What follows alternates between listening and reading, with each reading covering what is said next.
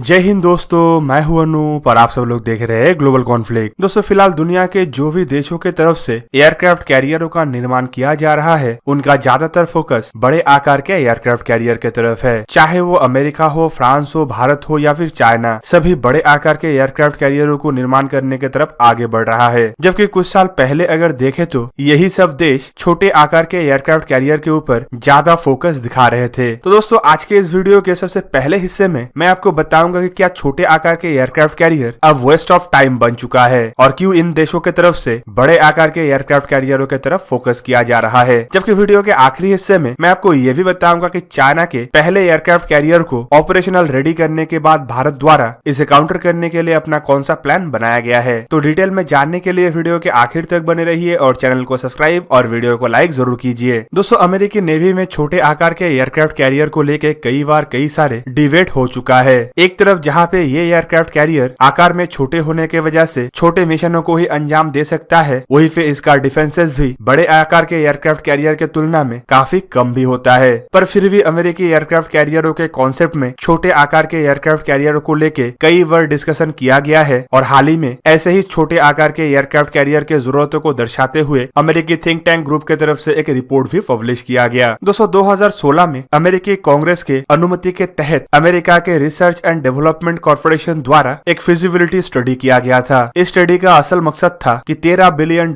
के लागत वाले भारी भरकम फोर्ड क्लास एयरक्राफ्ट कैरियर के जगह में क्या अमेरिका छोटा और सस्ता एयरक्राफ्ट कैरियर को अपने ऑप्शन के तहत कंसिडर कर सकता है। जबकि इस तरीके का एयरक्राफ्ट कैरियर दुश्मन के क्षेत्र के अंदर हवाई क्षमता को बड़े आकार के एयरक्राफ्ट कैरियर जैसे मजबूत तो नहीं बनाता है और ना ही ये दुश्मन के एरिया में ग्राउंड ट्रूप्स को इतना मजबूत हवाई सपोर्ट दे पाएगा। और दोस्तों ये बेसिक खामियां होने के बावजूद रिसर्च एंड डेवलपमेंट कॉर्पोरेशन की तरफ से ये फिजिबिलिटी स्टडी को किया गया और इस स्टडी के तहत एक चौंकाने वाले रिपोर्ट का भी खुलासा किया गया। दोस्तों इस स्टडी में कुछ ऐसे एयरक्राफ्ट कैरियर के डिजाइन को भी कंसिडर किया गया जो फोर्ड क्लास के तुलना में आकार में छोटा हो, जिनमें सबसे पहला कंसिडर था CVN-8X या फिर 1 लाख टन वजन के फोर्ड क्लास के एयरक्राफ्ट कैरियर के स्टेप डाउन वर्जन, जिनमें फोर्ड क्लास जैसे 25 साल तक चलने वाले न्यूक्लियर रिएक्टर के जगह में और लंबे समय तक चलने वाले मतलब 40 साल की क्षमता वाले न्यूक्लियर रिएक्टर लगाने का बात कहा गया था और इन्हें रिप्लेस करने का जरूरत नहीं था और पूरा लाइफ साइकिल में एक ही न्यूक्लियर रिएक्टर पूरा जहाज को पावर सप्लाई करेगा। जबकि इस एयरक्राफ्ट कैरियर के कॉन्सेप्ट में ये भी रखा गया था कि इनमें 4 कैटापुल्ट लॉन्चर की जगह में सिर्फ 3 लॉन्चरों को ही लगाया जाएगा ताकि एयरक्राफ्ट कैरियर के आकार को और छोटा किया जा पाए। दोस्तों दूसरा ऑप्शन था CVN-LX या फिर 70,000 टन के पुराने फोरस्टन क्लास के एयरक्राफ्ट कैरियर के जैसे एक नया hybrid nuclear conventional aircraft carrier. दोस्तों फोरस्टल क्लास 1950 में बनाया गया एयरक्राफ्ट कैरियर था और ये अमेरिका का पहला सुपर कैरियर था। इस डिजाइन को लेके रिसर्च एंड डेवलपमेंट कॉर्पोरेशन की तरफ से ये भी कहा गया कि ये निमिट्स क्लास के एयरक्राफ्ट के तुलना में ज्यादा कैपेबल तो होगा, पर फिर भी इनमें एयर विंग के कैपेबिलिटीज को लेके सवालिया निशान बन सकता है।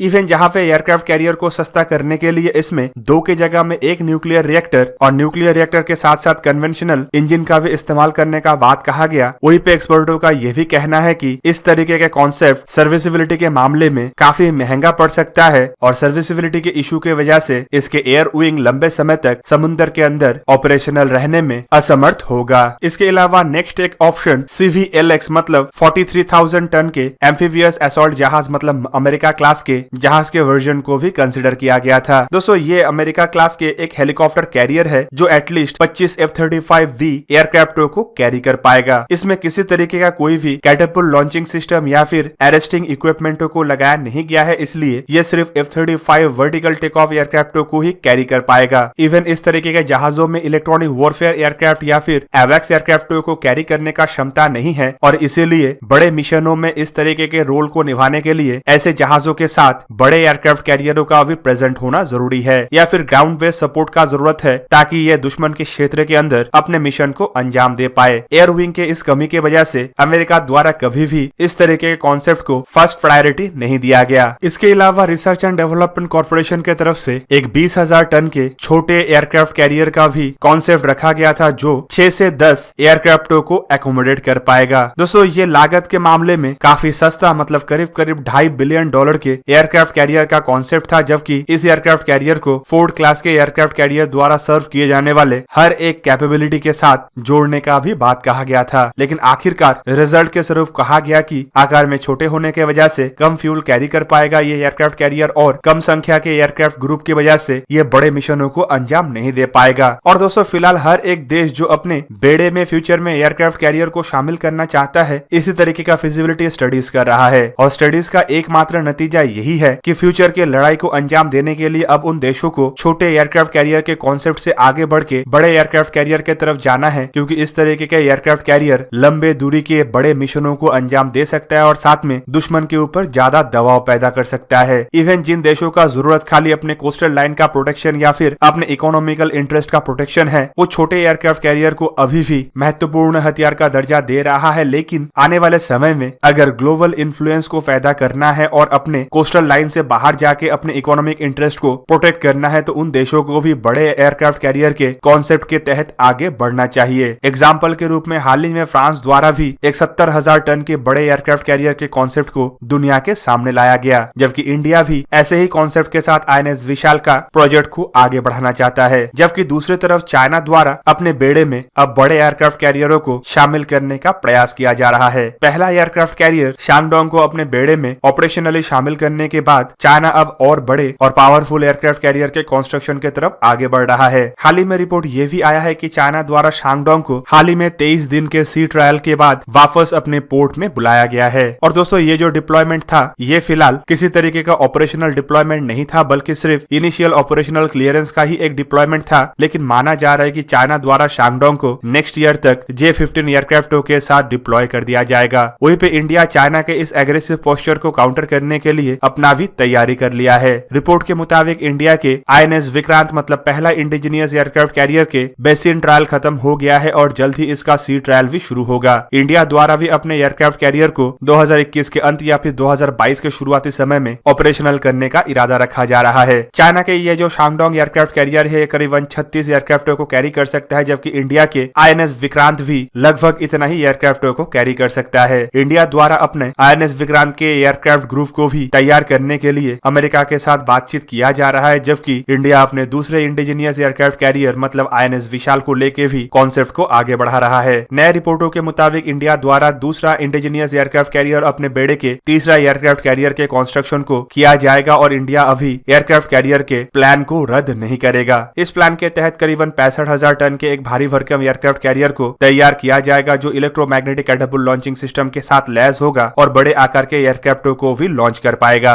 फिलहाल चाइना के बड़े आकार के एयरक्राफ्ट कैरियर के कॉन्सेप्ट को काउंटर करने के लिए इंडिया के प्लान के अंदर टोटल 3 एयरक्राफ्ट कैरियरों को एक ही समय ऑपरेट करने का प्लान के तहत ही आगे बढ़ा जा रहा है और इसके लिए INS विक्रमादित्य, INS विक्रांत और INS विशाल 3 एयरक्राफ्ट कैरियरों को तैयार किया जाएगा। तो दोस्तों ये था आज का वीडियो। अगर आपको वीडियो अच्छा लगा तो इसे लाइक कीजिए और मेरे चैनल को सब्सक्राइब कीजिए और साथ में बना हुआ बेल आइकन को भी प्रेस कर दीजिए ताकि आप मेरा वीडियो देख पाए सबसे पहले। जय हिंद।